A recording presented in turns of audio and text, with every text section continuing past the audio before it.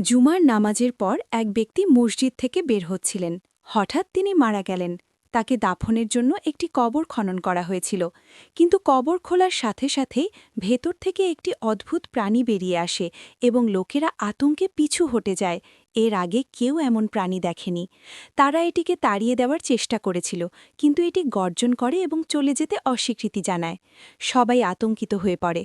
তারপর আরেকটি কবর খননের সিদ্ধান্ত নেওয়া হয়, কিন্তু আশ্চর্যজনকভাবে দ্বিতীয় কবর থেকে একটি নতুন প্রাণী বেরিয়ে আসে।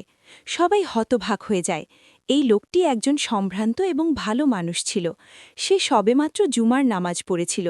তারপর সে মারা যায়। লোকেরা অদ্ভুত প্রাণীটিকে জিজ্ঞাসা করে, এটা কি?